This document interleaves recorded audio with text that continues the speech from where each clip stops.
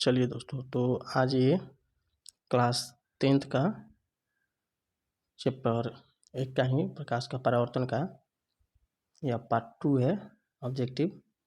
ये भी ऑब्जेक्टिव जो है एमसीक्यू ऑब्जेक्टिव है, जो 20 पीवीआई ऑब्जेक्टिव क्वेश्चन है उसी चैप्टर का प्रकाश का परावर्तन का। तो इसमें 20 क्वेश्चन लेकर आया गया है। आज इसको भी हम लोग करेंगे जो एग्जाम के दृष्टिकोण से सबसे वीवीआई क्वेश्चन है। तो चलिए 21 नंबर क्वेश्चन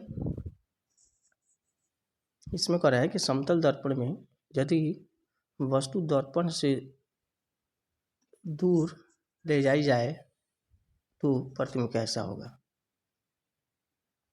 तो हम जानते हैं कि समतल दर्पण में जो है, समतल दर्पण में अब चूँकि हम समतल दर्पण में इसके पहले हम लोग पढ़ भी चुके थे, पार्ट 1 में बहुत सारे समतल दर्पण के बारे में बताए थे कि इसमें जो है वस्तु सीधा बनता है, आभासी बनता है, आभासी होता है और वस्तु के समान आकार का बनता है। ठीक है ना। चलिए, तो अब इसमें ऑप्शन में दिया है ए नंबर ऑप्शन में कि छोटा और पास आएगा, बी नंबर ऑप्शन बड़ा और पास आएगा, सी नंबर ऑप्शन है आकार में समान रहेगा और पीछे जाएगा, डी में बड़ा और पीछे जाएगा। तो इसका करेक्ट आंसर होगा option number C. Option number C होगा, जो आकार में जो है समान रहेगा और पीछे जाएगा। चलिए, तो 22 नंबर क्वेश्चन,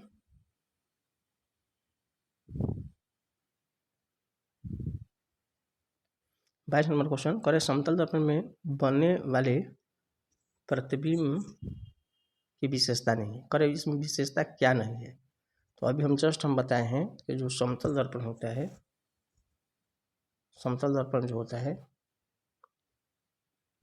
तो इसमें जो है, इसमें सीधा प्रतिबिंब बनेगा, प्रतिबिंब सीधा होगा। दूसरा आभासी होगा और वस्तु के समान आकृति का बनता है, वस्तु के समान आकृति। अब इसमें देखना हमको क्या नहीं है, क्या गलत इसमें है। ठीक है ना। चलिए, तो 22 नंबर क्वेश्चन था, करे समतल दर्पण में बनने वाले प्रतिबिंब की विशेषता नहीं है। क्या नहीं है। तो ऑप्शन नंबर ए दिया आभासी, बी दिया है सीधा, सी दिया है वास्तविक और डी दिया वस्तु के आकार में वस्तु के समान होता है। तो इसमें वास्तविक नहीं होता है, वास्तविक नहीं होता है, जबकि ये काल्पनिक होता है, वास्तविक नहीं होता है। ठीक है ना। इसमें हमको गलत खोजना था, तो गलत होगा वास्तविक, चूँकि वास्तविक नहीं होता है, यह आभासी या काल्पनिक होता है। ठीक है ना। चलिए, 23 नंबर क्वेश्चन पे हम चल रहे हैं लोग। 23 नंबर क्वेश्चन पे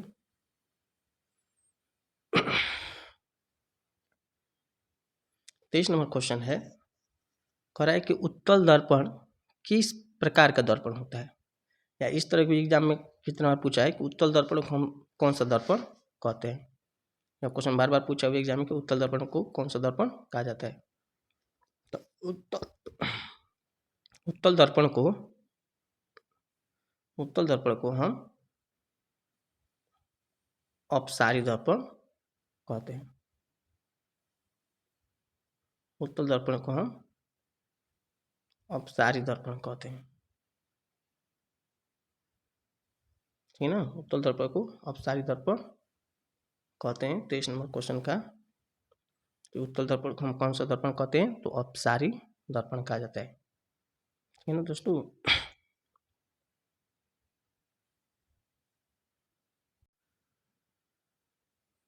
हम लोग 23 नंबर क्वेश्चन पे थे लोग। 23 नंबर क्वेश्चन पे कि उत्तल दर्पण किस प्रकार का दर्पण होता है। उत्तल दर्पण किस प्रकार का दर्पण होता है।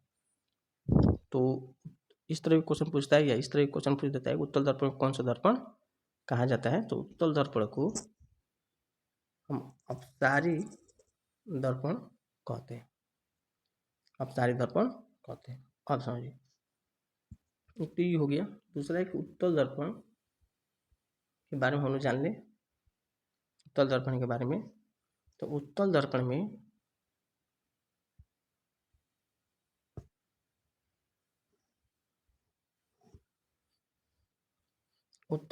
में प्रतिबिंब जो है सीधा बनता है, इसमें सीधा प्रतिबिंब बनता है, आभासी होता है, आभासी होता है और वस्तु से छोटा प्रतिबिंब बनाता है, वस्तु से छोटा प्रतिबिंब बनाता है। इसके बारे में हम लोग ये जान लिए कि उत्तल दर्पण में किसी वस्तु का प्रतिबिंब सीधा होता है, आभासी होता है, वस्तु के आकार से छोटा होता है और इससे हम अपसारी दर्पण भी कहते हैं, इसे हम अपसारी दर्पण भी कहते हैं। साथ में हम लोग ये भी याद रखेंगे क्योंकि इससे भी बहुत सारे क्वेश्चन बार बार एग्जाम में पूछता है। उत्तल दर्पण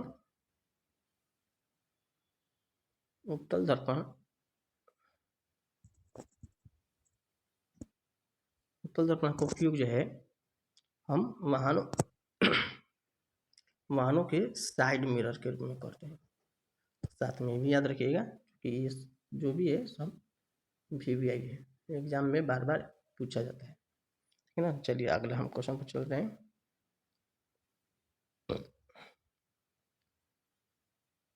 क्वेश्चन नंबर 24, करे उत्तल दर्पण का उपयोग कहाँ किया जाता है। ऑप्शन नंबर ए है दंत चिकित्सक के दर्पण में, सौर कुकर में, वाहनों के पीछे देखने वाले दर्पण में, दूरबीन में। तो अभी हम बताएं कि उत्तल दर्पण का जो उपयोग है हम वाहनों के पीछे दिखने वाले दर्पण में करते हैं, यानी इसी को हम लोग कहते हैं, जो उत्तल दर्पण है जिसी को हम कहते हैं, इसका उपयोग जो है साइड मिरर में,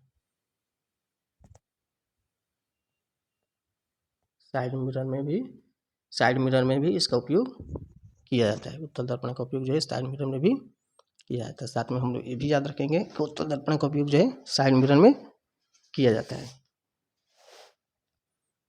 साइड मिरर में इसका उपयोग किया जाता है। साथ में ये भी याद रखेंगे लोग।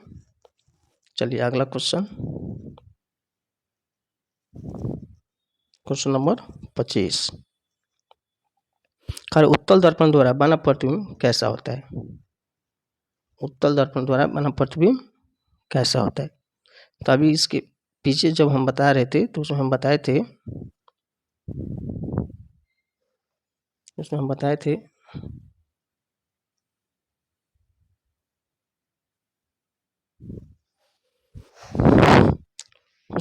जब उत्तल दर्पण के बारे में हम बता रहे थे, उत्तल दर्पण जब हम बता रहे थे उसमें हम बताए थे कि उत्तल दर्पण में प्रतिबिंब कैसा बनता है। तो उत्तल दर्पण प्रतिबिंब जो है आभासी होता है, आभासी प्रतिबिंब बनता है, सीधा बनता है और वस्तु की आकृति से छोटा बनता है। तो उत्तल दर्पण में आभासी प्रतिबिंब बनेगा, सीधा बनेगा और वस्तु के आकार से छोटा बनता है। तो इसमें हम देख लें कि कौन सा ऑप्शन में है, तो ऑप्शन नंबर बी है। तो 25 का ऑप्शन नंबर 20 का करेक्ट आंसर होगा। चलिए अगला क्वेश्चन पे, क्वेश्चन नंबर 26, कह रहा है अवतल दर्पण किस प्रकार का दर्पण होता है। अवतल दर्पण किस प्रकार का दर्पण होता है।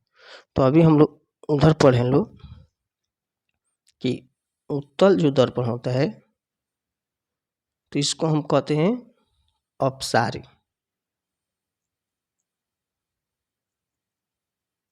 अपसारी दर्पण इसको कहते हैं, अपसारी दर्पण कहते हैं। जबकि इसमें कह रहा है 26 नंबर क्वेश्चन में कि अवतल दर्पण किस प्रकार का दर्पण होता है।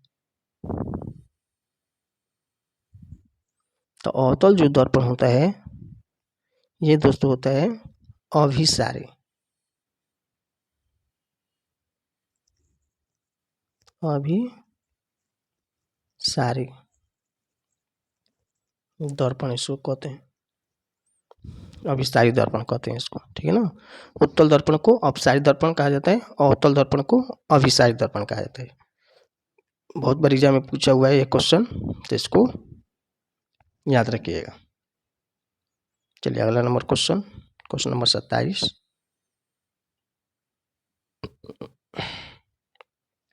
क्वेश्चन नंबर 27,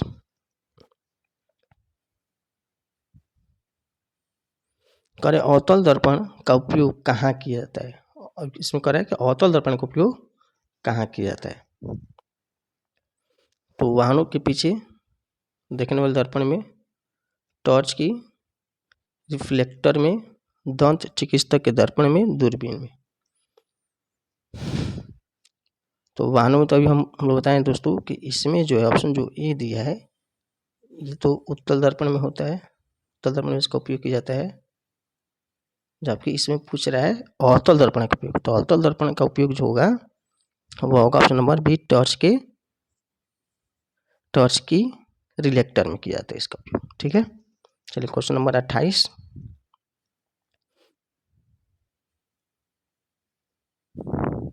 यानी कि अवतल दर्पण द्वारा बना प्रतिबिंब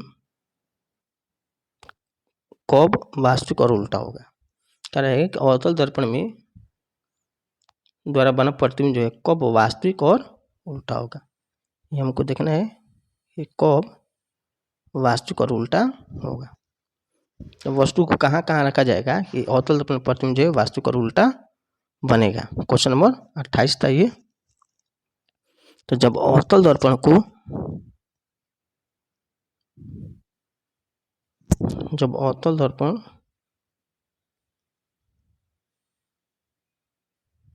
अवतल दर्पण में जो है वस्तु को वक्रता केंद्र, और जब वस्तु को वक्रता केंद्र से परे हो, यानी अवतल दर्पण में जब वस्तु को वक्रता केंद्र से परे यानी दूर हो, तब जो है प्रतिबिंब वास्तविक और उल्टा बनेगा, यानी ऑप्शन नंबर डी इसका करेक्ट आंसर होगा, ठीक है। चलिए 29 नंबर क्वेश्चन पे,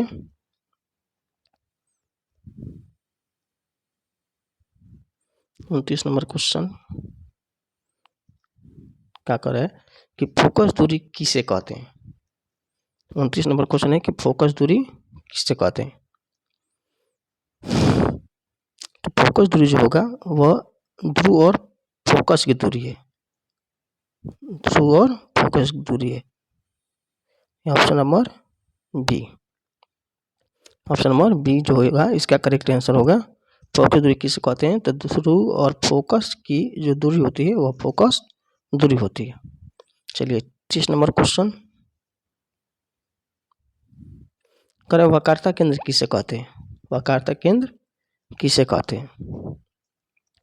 तो कह रहे हैं वक्रता केंद्र जो है ऑप्शन ए में है दर्पण के मध्य बिंदु, बी दर्पण के किनारा, ऑप्शन नंबर सी दर्पण के वक्र सतह का केंद्र, ऑप्शन नंबर डी दर्पण के सामने का बिंदु।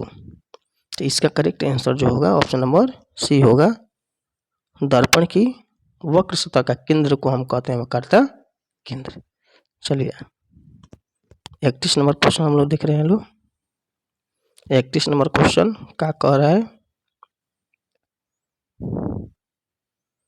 31 नंबर क्वेश्चन कह रहे कि समतल दर्पण में प्रतिबिंब और वस्तु के बीच की दूरी ज्ञात करने का सूत्र क्या है। कह रहे समतल दर्पण में प्रतिबिंब और वस्तु के बीच की दूरी ज्ञात करने का सूत्र क्या है। ये हम लोग का 31 नंबर क्वेश्चन है, ठीक ना। इसका ज्ञात करने का सूत्र जो है ऑप्शन नंबर बी इसका करेक्ट आंसर होगा, भी बराबर यू। ठीक, वस्तु दूरी और प्रतिबिंब दूरी है, ठीक है ना। चलिए क्वेश्चन नंबर 32,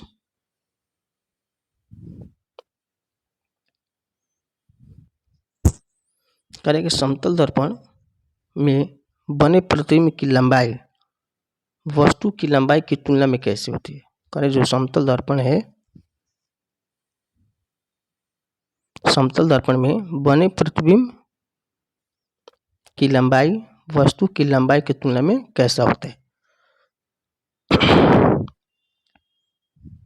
तो यह हमेशा कैसा होगा? तो बराबर होगा।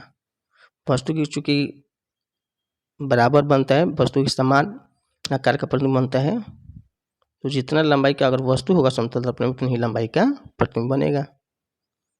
चलिए अगला 33 नंबर क्वेश्चन। 33 नंबर क्वेश्चन क्या कह रहा है? यदि किसी समतल दर्पण के सामने वस्तु की ऊंचाई 5 सेंटीमीटर हो तो प्रतिबिंब की ऊंचाई कितनी होनी चाहिए?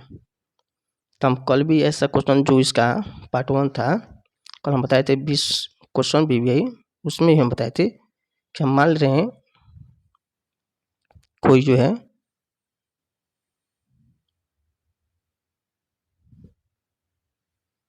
हम मान रहे हैं कि कोई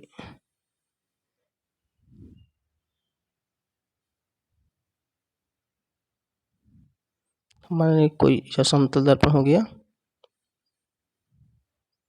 यह समतल दर्पण हो गया और इसके सामने हम कोई वस्तु को इस तरह हम रख दे रहे हैं।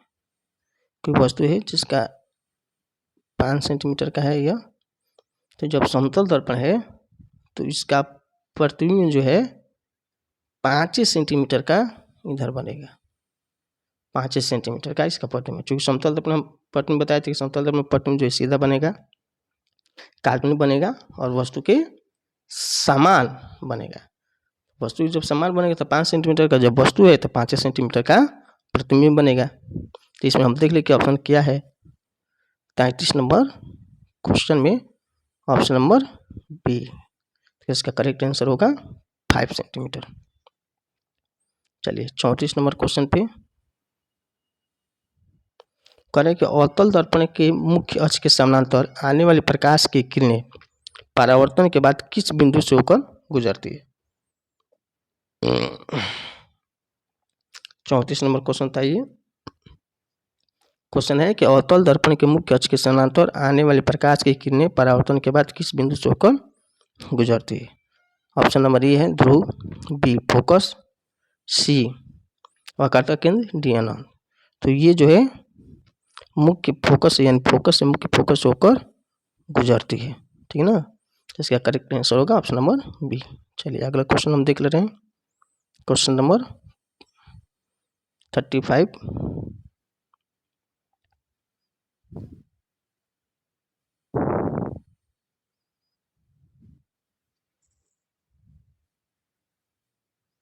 क्वेश्चन नंबर 35 कार्य का अवतल दर्पण के फोकस और वक्रता केंद्र के बीच वस्तु रखने पर प्रतिबिंब कैसे बनेगा? अवतल दर्पण हम रख रहे हैं कहाँ? तो फोकस और वक्रता केंद्र के बीच रखने पर प्रतिबिंब कैसा बनेगा? क्वेश्चन नंबर 35 है 35 है। तो जब अवतल दर्पण में किसी वस्तु को फोकस और वक्रता केंद्र के बीच रखा जाता है तो उसका प्रतिबिंब जो है वास्तविक बनेगा, उल्टा बनेगा और वस्तु के आकार से बड़ा प्रतिबिंब बनेगा। अवतल दर्पण में जब वस्तु को फोकस और वक्रता केंद्र के बीच रखते हैं तो प्रतिबिंब जो है वास्तविक बनेगा, उल्टा बनेगा, वस्तु के आकार से बड़ा बनेगा। चूंकि अवतल दर्पण में ये मान लीजिए कि अवतल दर्पण हो गया,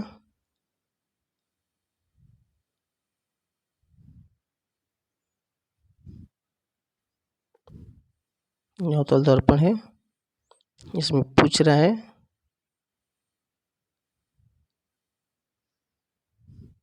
तो अवतल दर्पण में प्रतिबिंब जो होता है बड़ा बनता है, बड़ा प्रतिबिंब बनेगा,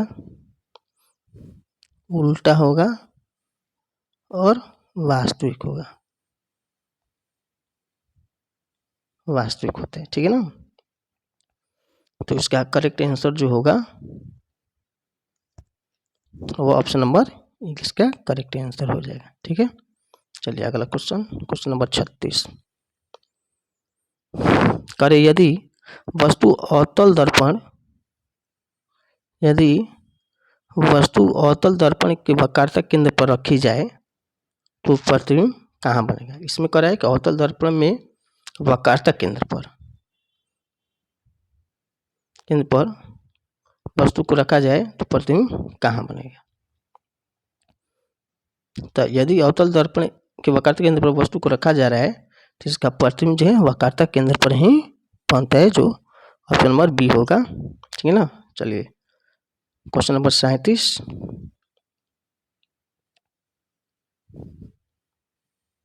करेगा अवतल दर्पण में वस्तु ध्रुव और फोकस के बीच रखने पर प्रतिबिंब की स्थिति क्या होगी। जब अवतल दर्पण में किसी भी वस्तु को ध्रुव और फोकस के बीच रखा जाता है तो प्रतिबिंब कहाँ बनेगा, उसका स्थिति हमको बताना है। क्वेश्चन नंबर 37 है। तो इसमें प्रतिबिंब जो है दर्पण के पीछे बनता है, यानी ऑप्शन नंबर सी होगा, दर्पण के पीछे इसमें प्रतिबिंब बनेगा जब अवतल दर्पण में वस्तु को ध्रुव और फोकस के बीच रखा जाएगा। तो चलिए क्वेश्चन नंबर 38,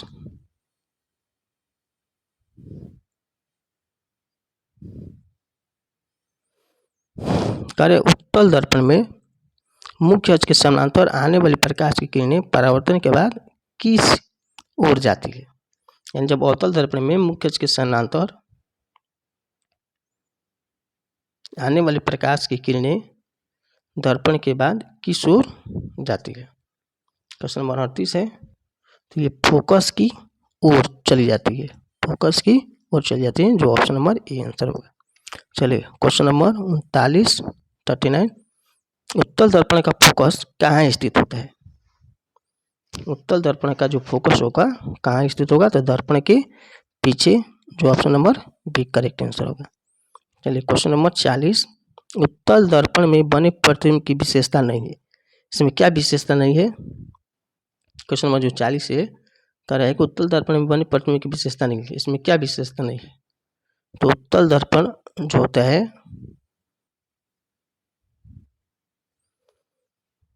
उत्तल दर्पण में प्रतिबिंब की, उत्तल दर्पण में बने प्रतिबिंब की विशेषता नहीं है।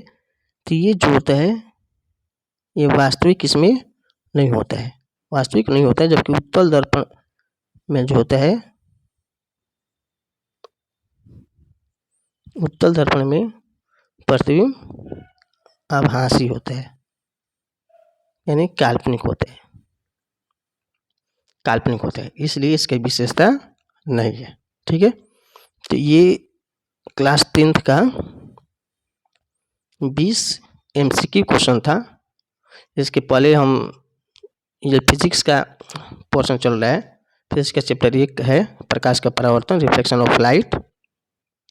इसके पहले हम 20 क्वेश्चन जो MCQ करा चुके हैं, जो एग्जाम के दृष्टिकोण से, जो 2027 में जो छात्र जो है एग्जाम दे रहे हैं, देंगे, उनके लिए क्वेश्चन कराया जा रहा है प्रैक्टिस के लिए।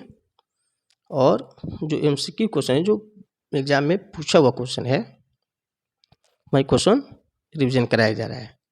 तो इसके पहले हम पार्ट 1 डाले थे 20 क्वेश्चन इसी चैप्टर का, और ये आज पार्ट 2 है प्रकाश के परावर्तन का ही।